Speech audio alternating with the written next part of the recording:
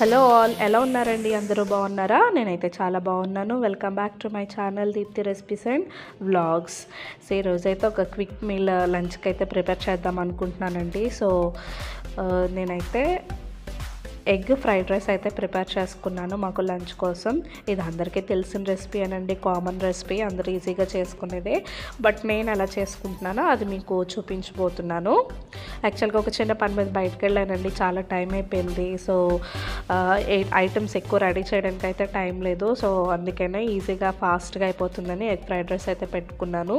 That ఈరోజు Friday కదా, fried rice అయితే కాంబినేషన్ బాగుంటుందని ఎగ్ రైస్ అయితే స్టార్ట్ చేశాను. ఫస్ట్ అయితే నేను దీనికోసం బాస్మతి రైస్ తీసుకున్నానండి, కొంచెం మనకి రోడ్ సైడ్ ఫ్లేవర్ రావాలని. దానికోసం స్వీట్ కార్న్ కూడా ఎక్స్ట్రాగా యాడ్ చేసుకున్నాను.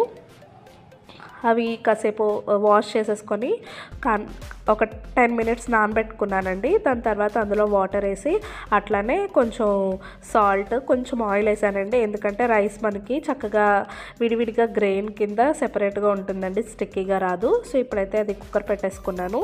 ఈ లోపు అయితే వెజిటబుల్స్ అయితే కట్ చేసుకుందాము. నేనైతే బీన్స్, క్యాప్సికమ్, క్యారెట్స్ తీసుకున్నానండి. ఫస్ట్ అయితే ఇవి కట్ చేసుకున్నాను. అండ్ చిల్లీస్ ఏంటంటే మన కారానికి తగినట్టు వేసుకోవచ్చు. నేనైతే ఒకటే వేసానండి, కొంచెం మైల్డ్ స్పైసెస్తో ప్రిపేర్ చేశాను. ఇప్పుడైతే రైస్ అయితే రెడీ అయిపోయింది. చూసారు ఎంత సెపరేట్ గ్రెయిన్ కింద వచ్చింది. ఎప్పుడైనా ఫ్రైడ్ రైస్ రెసిపీస్ చేసుకోవాలి, ఏదైనా vegetable like paneer or mushroom a fried rice చేసుకోవాలన్నా కూడా రైస్ ఇట్లా సెపరేట్గా మనకి కుక్ చేసుకున్నా, లేదంటే మన దగ్గర ఆల్రెడీ లెఫ్ట్ ఓవర్ రైస్ ఉంటుంది కదా, దాంతో కూడా చేసుకుంటే బాగా వస్తుందండి. ఇప్పుడైతే నేను ఒక ప్యాన్ తీసుకొని ఆయిల్ ఇవన్నీ కూడా అప్లై చేసుకొని యాజ్ యూజువల్ ప్రాసెస్ ఫస్ట్ అయితే ఎగ్ ఫ్రై చేసేసుకున్నాను. ఎంతమంది కామన్గా ఈ రెసిపీ తింటారో నాకు కామెంట్ చేయండి. అండ్ వీడియో నచ్చితే తప్పకుండా ఒక లైక్ చేసి కామెంట్ చేయండి, అలానే సబ్స్క్రైబ్ కూడా చేసుకోండి. ఫస్ట్ రైస్ అయితే నేను సెపరేట్ పెట్టుకున్నాను. ఇది మనకి మంచి కూల్ డౌన్ అవ్వాలండి. అప్పుడైతే ఇంకా రైస్ విడివిడిగా వస్తుంది. ఫస్ట్ పాన్లో ఆయిల్ యాడ్ చేసుకొని ఒక 3 ఎగ్స్ తీసుకున్నాను. ఆ 3 ఎగ్స్ కూడా ఇప్పుడు మనం ఎగ్ బుజ్జీ లాగా జస్ట్ షాలో ఫ్రై చేసుకుందాము. ఇందులోకి ఏంటంటే నేను కొంచెం పెప్పర్, కొంచెం సాల్ట్ యాడ్ చేశాను.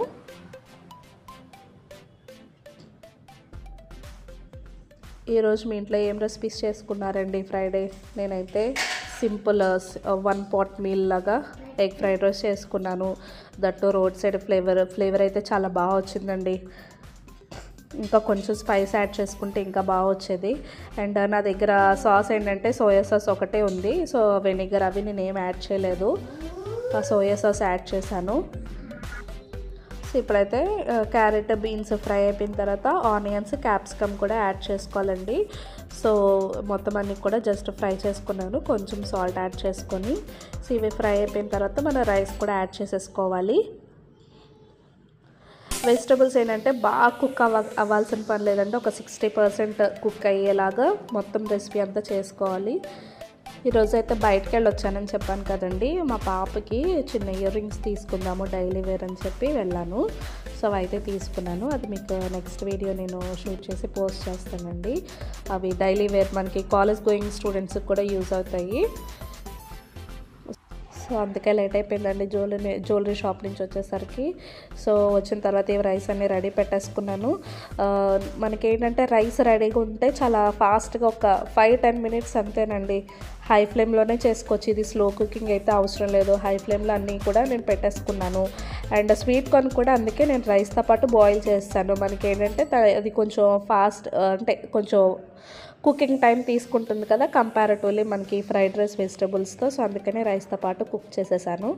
ఇప్పుడైతే కొన్ని మసాలాస్, పెప్పర్ పౌడరు, అట్లనే కొంచెం గరం మసాలా పౌడర్ ఉంటే అవి 2 యాడ్ చేసుకున్నాను. సోయా సాస్ యాడ్ చేశాను.